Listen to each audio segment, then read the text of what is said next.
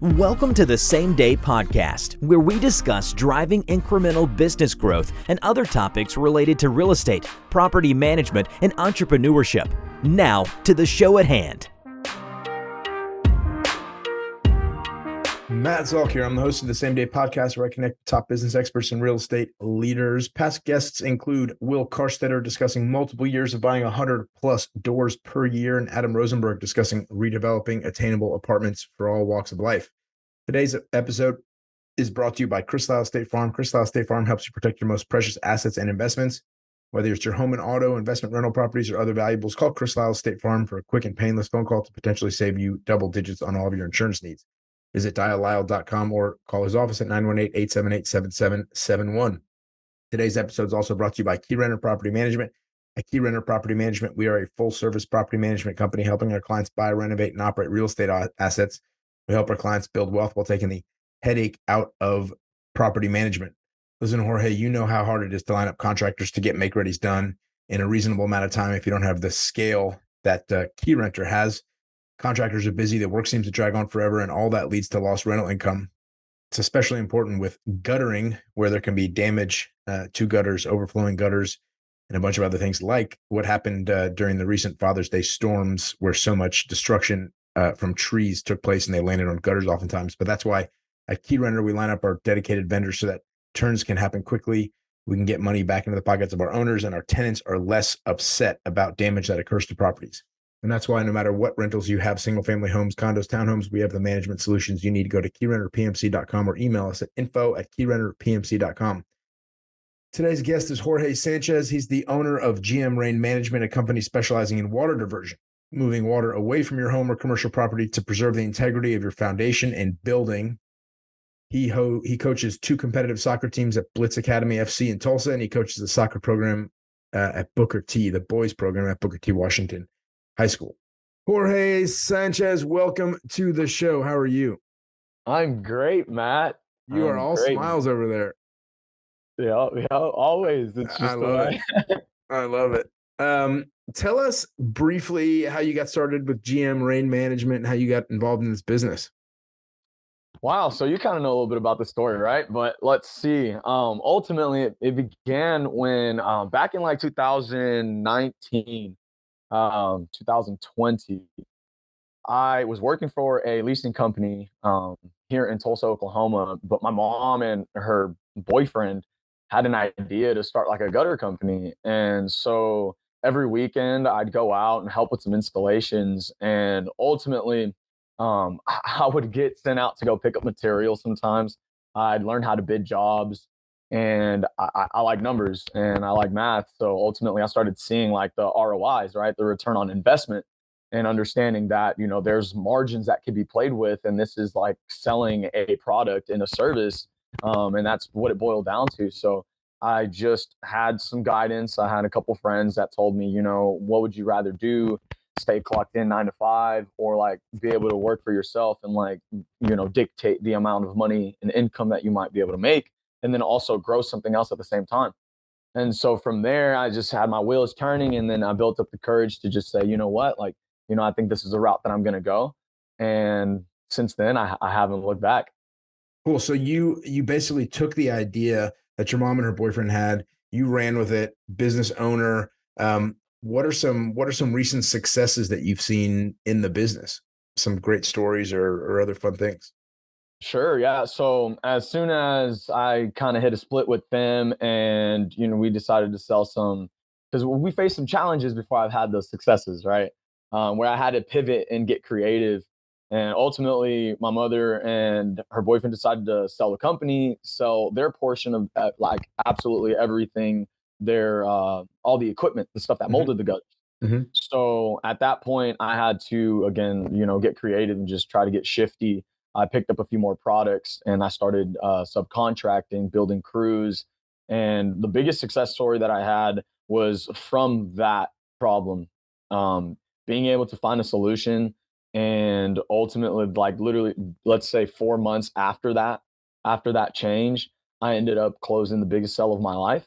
Wow. Where it was a six-figure job. It involved a foundation repair.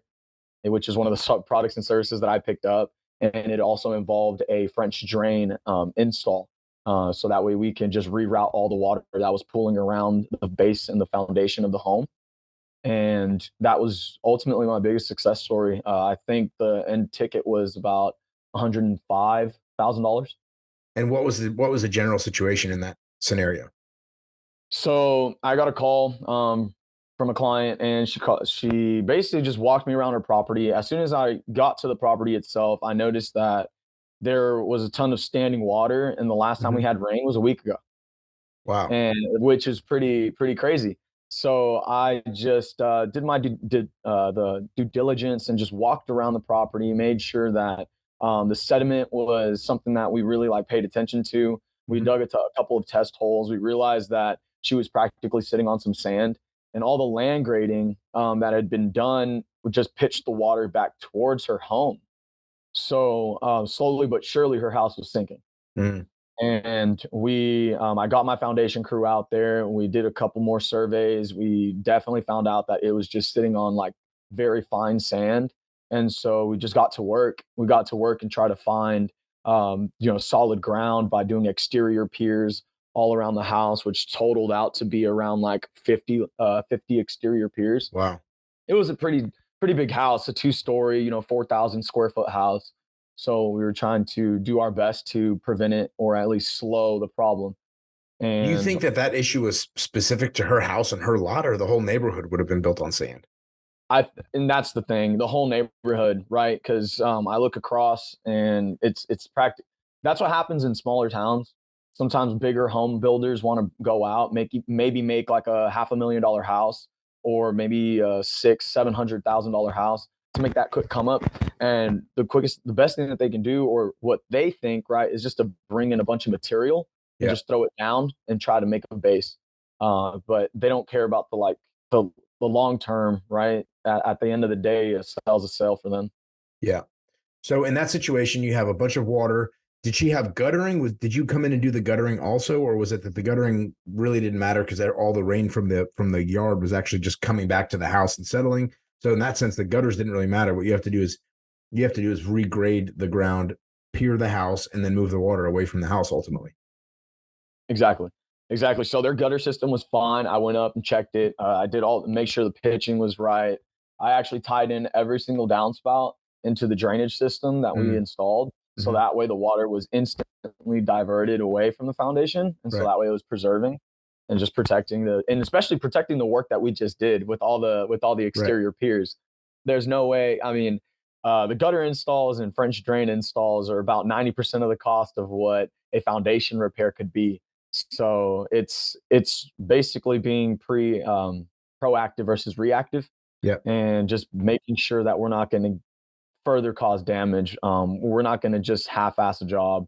We want to go in and make sure that we're doing the right thing and then protecting our work that has been done. Yeah. So how does a client respond when they come in and they say, my gutters are broken and we're leaking water, and you come in and say, that's true, your gutters are broken. We need to fix your gutters. But ultimately, we're diverting water away from the house. It runs uphill and then it runs straight back into your house. And you need piering and you need a whole French drain system and a tight line system that draws the water away from the house. What you thought was a small problem that would be fixed with guttering is ultimately a fairly substantial problem. Mhm. But if you want to fix it right, you've got to do all this stuff. How do people react to that?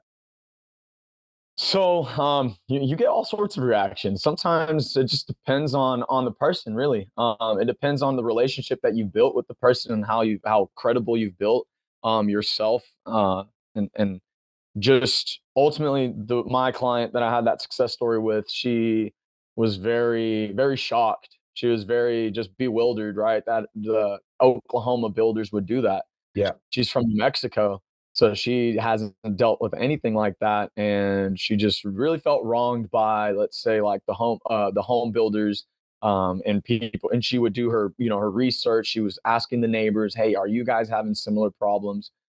So it just startled her, but Totally. she understood. She understood that if she wants to even keep equity in that property and to be able to make it sellable, and in the future, so that she needed to do this work so that way it could hold its value. Yeah. So let's talk about the entirety of the services that you provide. you provide any sort of guttering service, right? So whether it's repair, replacement, do you also do cleaning of gutters? That's right. Yeah. Okay, good. And then you will come in and you'll make sure that the grading of the soil away from the house is done properly if that needs to happen. And you'll install piers or do foundation work for residential or commercial buildings to preserve and protect the foundation of that property to avoid problems down the line. Is there anything else that you're working on in your business? So, end goal with GM Rain Management, I'd love to end up repurposing rainwater. And Awesome. yeah, it would be a pretty cool product, a pretty cool service, and also just something great for people that like to have that sustainable lifestyle. If they could take the rain that falls onto their roof down into their gutters, put them into a drainage system, and then holding tanks, right? And then have pumps that recycle that back into a filtration system, all sorts of filters using UV light. So that way, we get rid of all sorts of bacteria, but purifying the water. So that way you can use it for shower water. You can use it to wash dishes in the sink, all sorts of stuff. And even if you can't, like the end goal, right, would be making it possible to drink. Mm-hmm. Pretty amazing. What's the average rainfall in Tulsa per year, and what's the average consumption of water for a household of four, call it? So the average rainfall per year is 33.6 inches. So ultimately with that, I mean, we get the heaviest rainfall in April and May, and then we don't see much throughout the summer until like October.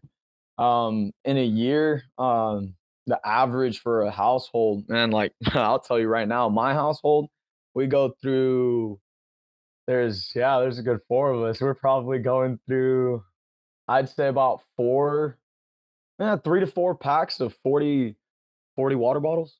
So, So yeah. could you sustainably harvest enough water if you had 10,000-gallon tanks, one or two of them? I wonder how much rain you'd have to have, what size roof you need. The calculation must be the size of the roof going into the water that collects going into the gutter, the size of the tanks, and then how often it rains such that you hold whatever. And then on the consumption side, you need to figure out how much consumption you've got. But it'd be very interesting to run tight lines. Like at my house, we've got the tight lines run.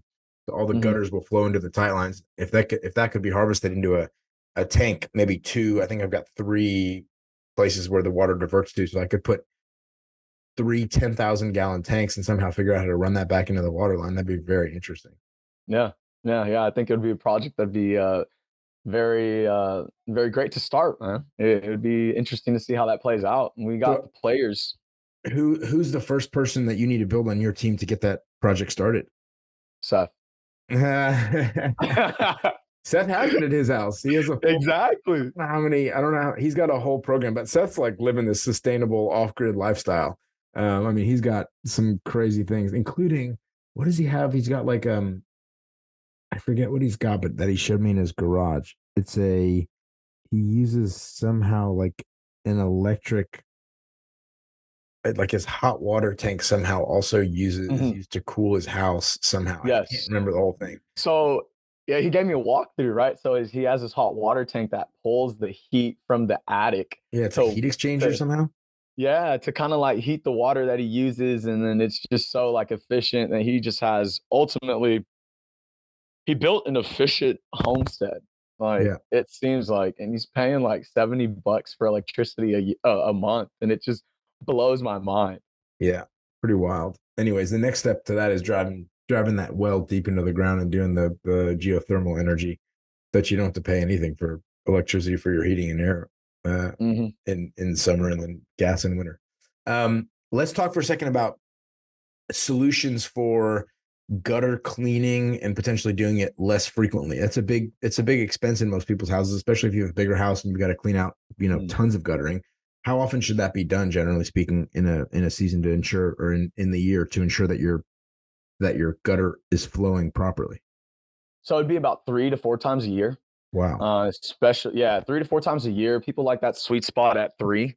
And the things that you can do to kinda help, maintain a clean system is install, gutter screens, right? There's a Leaf Blaster Pro that's on the market, and it's a fine mesh screen that is even marketed towards keeping insects out, right? So Wow. you're not breeding any sorts of, like, mosquitoes or any mosquito larvae or anything like that. So ultimately, if you can whittle down the exposure of like that open gutter face, then you could just move those leaves off.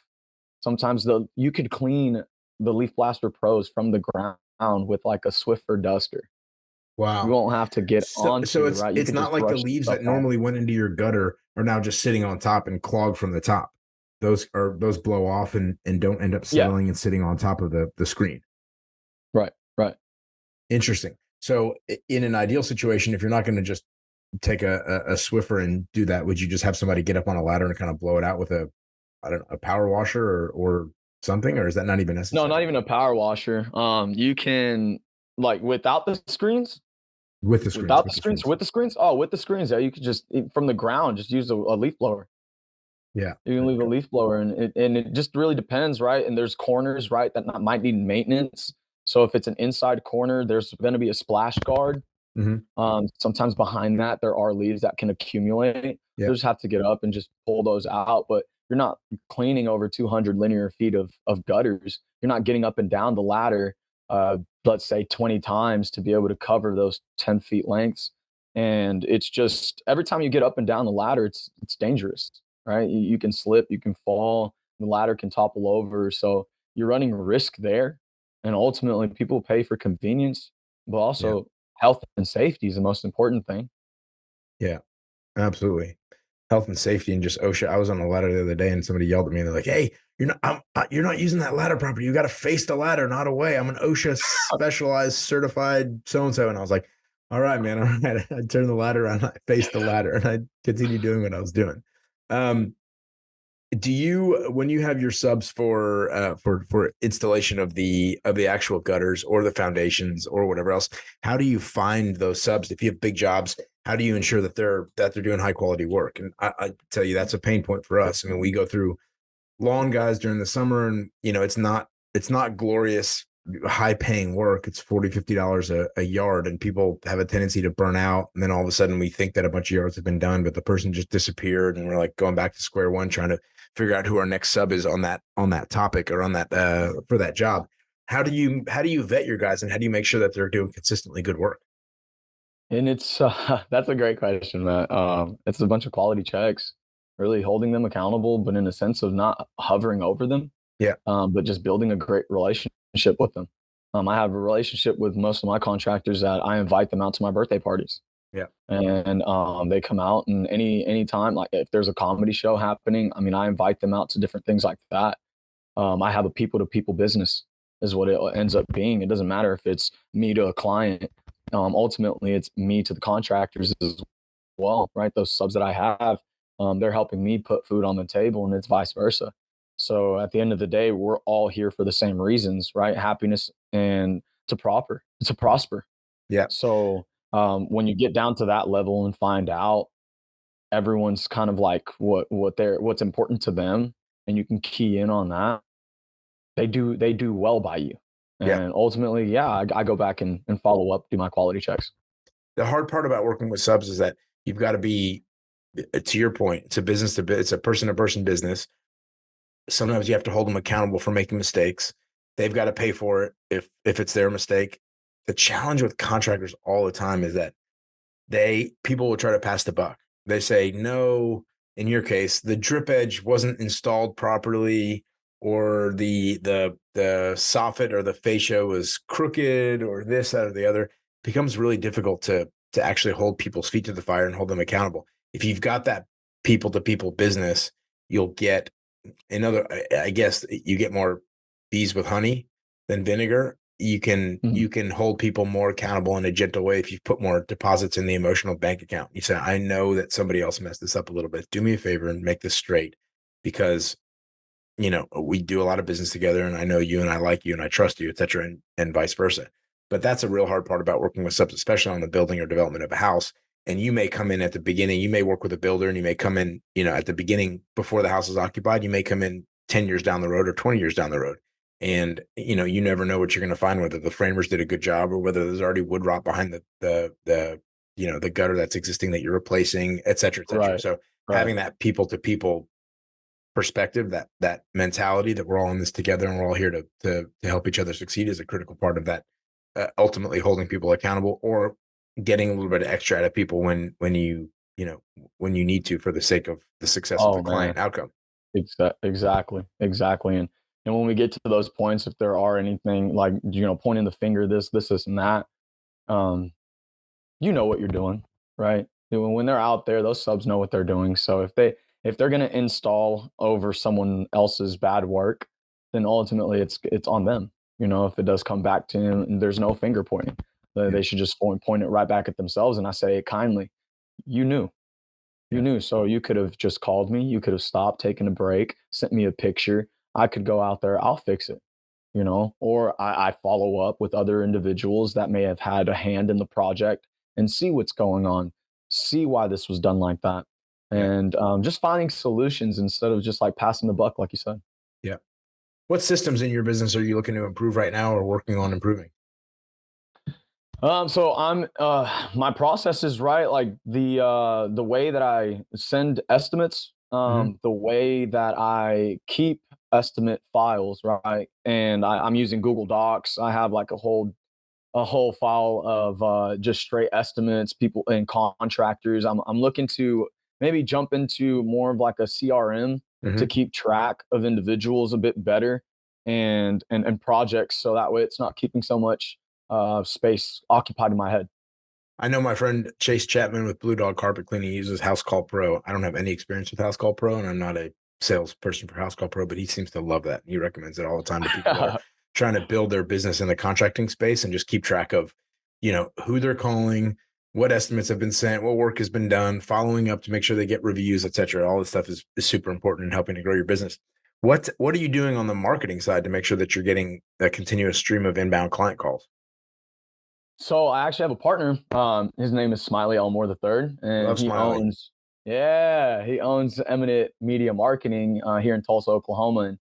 And there we go. That's my guy. I got to So call him. shout out, Smiley. No, he Yeah. he does great work. Anything that has to do with websites, the online marketing space, SEO, right? The search engine optimization. I was a toddler when it came to Hmm. this. And he's taught me so much, and how all these article posts, these blog posts, all these things that his team writes on a week to week, monthly basis will Hmm. generate organic flow to your website. It Right. will also like shoot you up on the list when people get when they Google certain phrases, certain words, it'll shoot you up at the top of the list, and your website comes up first. So ultimately, having the right people around you that specialize in their craft, that's the biggest thing that I've learned this whole time is I know I'm good at sales. I know I'm good at talking to people. And if that's my forte, then I need to like specialize in that and bring in other people to kind of like work with those weaknesses. And Smiley, I've been working with him for the past 2.5 years, and again, it's just been nothing but successes. Like he's creating those lead flows, have sending me emails with, hey, this person needs this person needs that, and I'm pretty sure he's working on optimizing his like automation to have that stuff just sent over automatically. But that's what I do. Oh, and the same people to people, business to business, face to face sales. It's nothing that I'm like a stranger to. Yeah. I did it back in 2019. People to people, just going business to business, trying to sell them a product or service. So walking into a few places, dropping off my card, making an impression, talking Yeah. to someone like Yeah. they're people. Yeah. You know, the best marketing is word of mouth. What, as a young entrepreneur, what keeps you up at night? Hmm. Are you sleeping well? Uh, I a lot's on my mind. A lot's on my mind. Sometimes I'm just trying to make sure that everyone's getting taken care of, making sure that all the subs, all my contractors, business owners that I work with, uh, Keyrenter, make sure that they got everything that they need, Yeah. and that I'm being prompt and timely and professional. Um, that that's my biggest thing. I'd hate to just be late on a couple things, whether it's an invoice, whether it's an estimate, whether it's documentation that needs to be sent in to be able to start projects. That keeps me up at night, making sure that I deliver and that I don't forget. Spring up from sleep and do a fully 90-degree erect angle and go, oh my God, I forgot to send that email to somebody that I promised. I had an experience early on. I live and die by my calendar. If it's not on my calendar, it does not exist, much to my wife's chagrin. And I had 2 meetings that I never, somehow, like, this is probably very early 2018, 2 meetings with an investor that had 2 properties or 3 properties down in Broken Arrow. And I really wanted to manage those properties. He was looking for a property manager, and I missed 2 meetings somehow because they just never ended up on my calendar. And after the first one that I missed, I was like, I'm so sorry. This never happens to me. Everything's on my calendar and I live and die by my calendar. And then it happened a second time and I never heard from him again. And it still haunts me. It still haunts me because I put everything on my calendar. If I tell you I'll call you back in half an hour, I put it on my calendar because I will never remember. There's this squirrel brain situation or monkey brain or whatever it is where, like, something pops up in your email, something pops up on your, Facebook, LinkedIn, whatever, and you just start going. A call comes in from a tenant, a call comes in from an owner, and you forget until the next day, and you're like, "Ooh, I was supposed to call this person back." Yeah. So I spring to life at 3 a.m. on a weekly basis and go, "Oh my God, I forgot to call this person." And I'll hammer out either a calendar invite and go back to bed to myself, or hammer out an email right then and be like, "I totally forgot," whatever. And then people are getting emails from me at 3 a.m. wondering what's going on. Anyways, right. Yeah. So it's the life of an entrepreneur, and your brain never turns off. It can be a challenge. Jorge Sanchez is the owner of GM Rain Management, a company specializing in water diversion. That's moving water away from your home or commercial property to preserve the integrity of your foundation and building. He coaches 2 competitive soccer teams, which we didn't touch on today. He coaches at Blitz Academy FC Tulsa, and he coaches soccer at Booker T. Washington for the boys program. You can find Jorge at TulsaRainManagement.com or on Facebook at GM Rain Management. Jorge, how else can people reach out to you if they want to find you? Yeah. Look me up on Facebook. Look me up on Instagram, right? GM_Rain_management. But ultimately Facebook, my number's out there. I'm here to answer any questions, to provide any estimates, provide any knowledge, really, ultimately, and educate individuals that need help. Love it. Jorge, thank you for being on the show. We appreciate you, and we appreciate GM Rain Management for sharing our business at Keyrenter. All right. Thank you, Matt. Thanks for having me. Thanks for listening to the Same Day Podcast. Tune in to a new show each week and be sure to subscribe to get future episodes.